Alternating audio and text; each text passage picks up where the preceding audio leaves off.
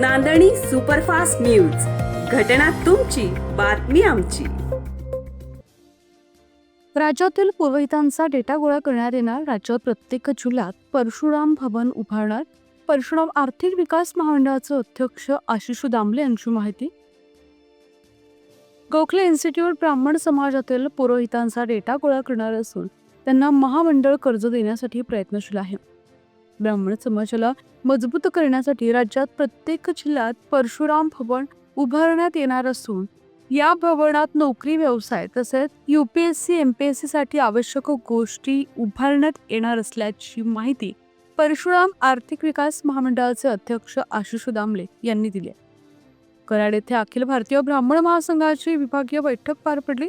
या बैठकीला सातारा, सांगली, कोल्हापूर, सोलापूर, रत्नागिरी आणि सिंधुदुर्ग जिल्ह्यातील ब्राह्मण समाजाच्या पदाधिकाऱ्यांनी हजेरी लावली. प्रतिनिधी सकलेन मुलानी. सगळ्यात महत्त्वाचं मी म्हटल्याप्रमाणे एक तर वैयक्तिक कर्ज 15 लाखापर्यंतचं वैयक्तिक कर्ज, 50 लाखापर्यंत गट कर्ज या आपण प्रस्तावित केलेलं आहे.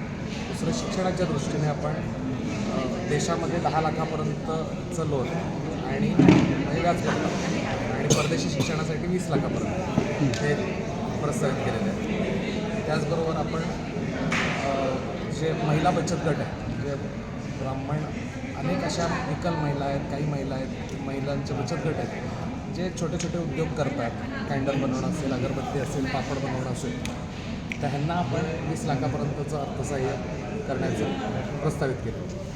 दुसरं सगळ्यात महत्त्वाची गोष्ट की ज्या पद्धतीने सारथी हे जे हायर एज्युकेशन मग UPSC MPSCच्या विद्यार्थ्यांना 60,000 रुपये मानधन देतं, त्या पद्धतीचं अजून प्रस्तावित केलेलं नाही. पण पुढच्या मीटिंगमध्ये तसं ब्राह्मण समाजाच्या विद्यार्थ्यांसाठी जे हायर एज्युकेशन घेतात त्यांच्यासाठी आपण काही स्टायपेंड टाईप त्यांना ॲटलिस्ट त्यांच्या हॉस्टेल एक्सपेन्सेस आणि जेवणाचा खर्च हा त्याच्यातून मागवता येईल, त्या दृष्टीने आपण त्यांना मदत करण्याचं पुढच्या काळात प्रस्तावित करतो. दुसरं एक महत्त्वाची गोष्ट म्हणजे आपण गोखले इन्स्टिट्यूटला पत्र दिलेलं आहे की महाराष्ट्रातल्या ब्राह्मण समाजाचा एक्झॅक्ट डेटा आम्हाला सर्वे करून द्या आणि त्याच्यातून जे पौरोहित्य करतात.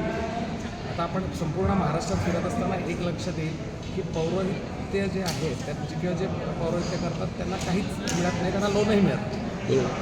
तर त्यांचा एक्झॅक्ट डेटा आजपर्यंत वेगवेगळ्या, आता आज ब्राह्मण महासंघाच्या कार्यक्रमानिमित्त आपण आलो, परंतु एक्झॅक्ट डेटा हा स्टडी करून समाजाचा की सोशो इकॉनॉमिक धर्तीवर डेटा मिळावा यासाठी गोखले इन्स्टिट्यूटला पत्र दिलेलं आहे. मला वाटतं पुढच्या काळात जर तो डेटा मिळाला तर काम करणं अधिक सोपं होईल.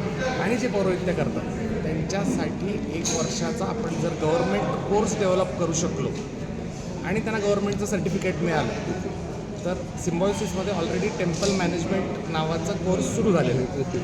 तर तसं जे पौरोहित्य करतात त्यांना गव्हर्नमेंटचं 1 वर्षाचा कोर्स केला आणि त्याला गव्हर्नमेंटचं जर सर्टिफिकेशन मिळालं तर त्यांना लोन मिळायला महामंडळाकडनं पुढच्या काळात सोपं होईल. म्हणजे जे त्यांचं असं एखादा पुजारी असेल, त्याला घर घ्यायचं उद्या ठरवलं तरी त्याला लोन मिळेल.